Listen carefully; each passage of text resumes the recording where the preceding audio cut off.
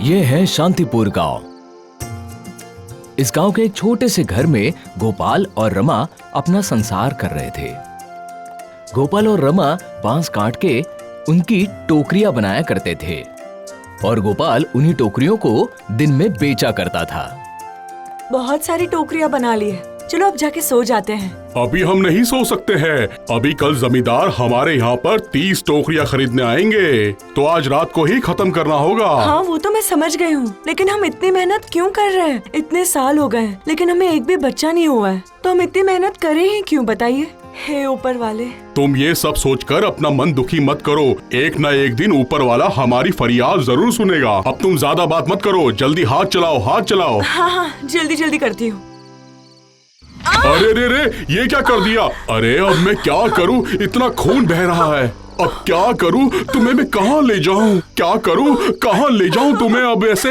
हे ऊपर वाले, अब मैं क्या करूंगा? अब इसको इतनी रात की है, मैं कहाँ ले जाऊं? अच्छा अच्छा, अब तुम शांत हो जाओ, मैं देखता हूँ कि मैं क्या कर सकता हूँ। मैं अभी बंदोबस्त करता हूँ और तुम्हें अस्पताल लेके चलता हूँ। मैं तुम्हें ले जाने का बंदोबस्त करता हूँ। जो करना है जल्दी करो, मुझे तो बहुत दर्द हो रहा है। तो फिर गोपाल जिस रिक्शे पर अपना ठेला लगाया करता था, उस रिक्शा को लेकर आया। रमा के हाथों से खून बहता हुआ देख गोपाल उसे अस्पताल ले गया, परंतु गांव से अस्पताल काफी दूर था। और कितना वक्त लगेगा? रमा, हम अभी अस्पताल पहुंच जाएंगे।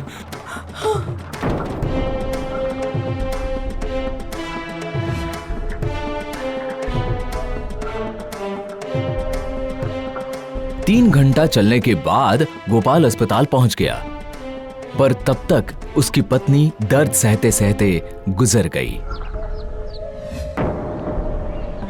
रमा उठो, रमा उठो, कुछ तो बोलो रमा, कुछ तो बोलो, उठो ना, ऐसे चुप मत रहो। डॉक्टर साहब, देखिए ना, मेरी बीवी आंखें नहीं खोल रही है। अभी देखता हूँ। मेरी बीवी बात क्यों नहीं कर रही है? कल रात हम टोकरियां बना रहे थे तो मेरी बीवी के हाथ की नस कट गई। जरा देखने दीजिए। क्या देखा आपने? मुझे इस बात का खेद है कि आपकी पत्नी की मौत हो गई है। नहीं, ऐसा नहीं हो सकता। रमा उठो, मुझसे बात करो। नहीं, तुम ऐसे नहीं जा सकती मुझे छोड़ के। तुम उठो ना, उठते क्यों नहीं? आप जरा शांत हो जाइए, आपको बहुत काम करना है अभी। इस तरह अपनी आंखों के सामने अपनी पत्नी को मरा हुआ देखकर गोपाल अंदर से टूट चुका।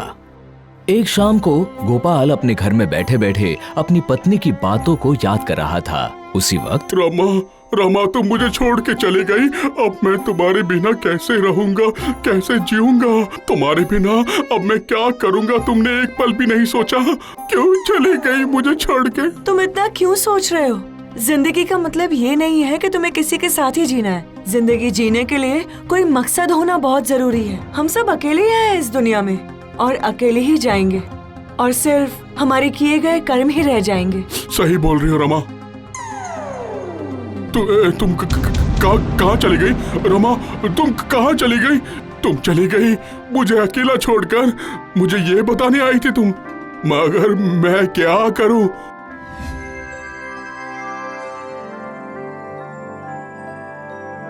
जिंदगी जीने के लिए कोई मकसद होना बहुत जरूरी है। हाँ, मुझे मिल गया। हमारे घर से अस्पताल बहुत दूर है। हमारे गांव में अगर अस्पताल होता तो रमा को इस तरह मरना नहीं पड़ता और रमा बच जाती। अब मैं दिन रात मेहनत करके इस गांव में अस्पताल बनाकर ही रहूंगा। कई दिनों बाद गोपाल अपनी टोकरियों को बेचने के लिए गांव के बाजार में जा पहुंचा। गोपाल की दुकान के सामने उसी समय जमींदार पहुंच गए। अरे गोपाल, इतनी सारी टोकरियों का ऑर्डर लेके तुम गायब ही हो गए। कहाँ हो तुम? जमींदार साहब, आपका टोकरी बनाए हुए तो अरसा हो गया। जिस दिन मुझे आपको टोकरी देनी थी उसी सुबह मेरी बीवी मुझे छोड़कर चली गई, मतलब मर गई।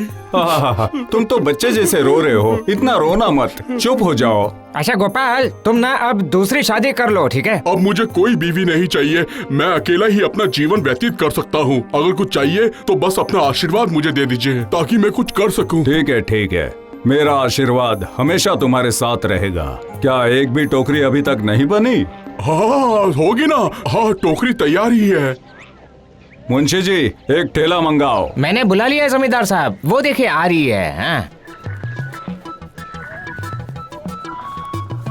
अगर आज भी ये गोपाल अपनी टोकरियां तैयार नहीं करता तो आज हम ये सारी टोकरियां उठा कर ले जाते हैं ना। हाँ, क्या कहते हो?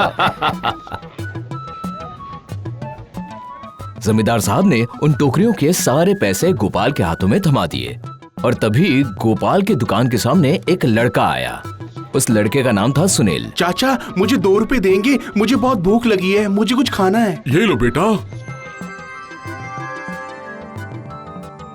फिर दूसरे दिन वही लड़का गोपाल के सामने आया और फिर उसने पैसे मांगे। फिर गोपाल ने उसे 2 रुपए दे दिए और फिर वो लड़का रोज रोज उसके पास आने लगा।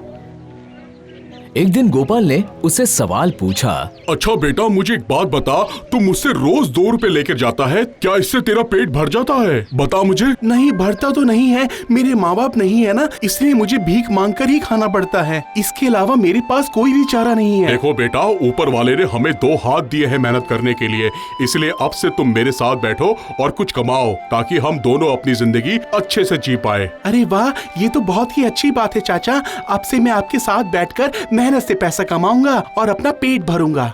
बिल्कुल।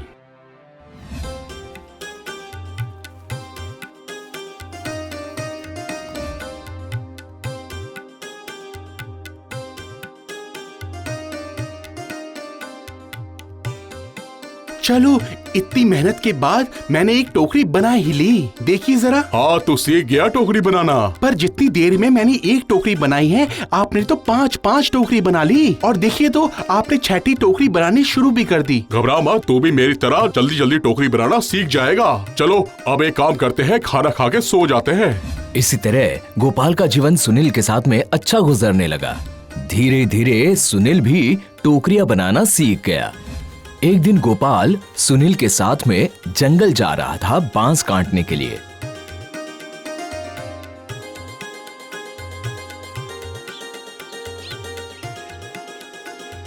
देखो बेटा, हमारे पास बहुत बड़ा ऑर्डर आया है, इसीलिए हमें दिन रात जगकर मेहनत कर कर टोकरियां बनानी होगी। बिल्कुल चाचा, घर चलकर मैं काम पे बैठ जाऊंगा।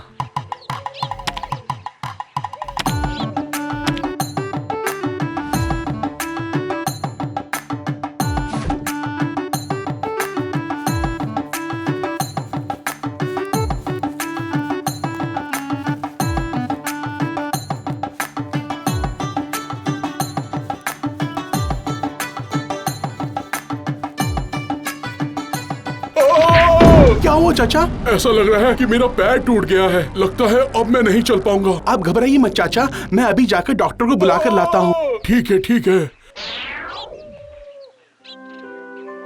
फिर गोपाल को सुनील ने उठाया और घर ले आया और फिर डॉक्टर ने उसका इलाज किया। अब मैंने प्लास्टर कर दिया है, तुम्हें पूरी तरह आराम करना होगा और दवाइयाँ वक्त पर लेनी होंगी। पर काम का पैसा तो मैं पहले ही ले चुका हूँ डॉक्टर साहब, अगर मैंने काम नहीं किया तो ये काम कौन संभालेगा? आप घबराइए मत चाचा, मैं हूँ ना। पर ये तुम सारा काम कैसे? अब आप वो सब मेरे पे छोड़ दीजिए।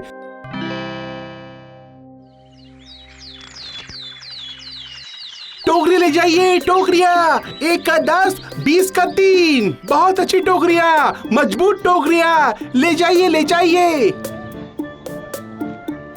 गोपाल जी को क्या हुआ? चाचा का पैर टूट गया है, इसीलिए उनके बदले मैं यहाँ बैठा हूँ। ठीक है, मुझे 3 टोकरियाँ दीजिए। हाँ ये लीजिए, लाइए 20 रुपए लाइए।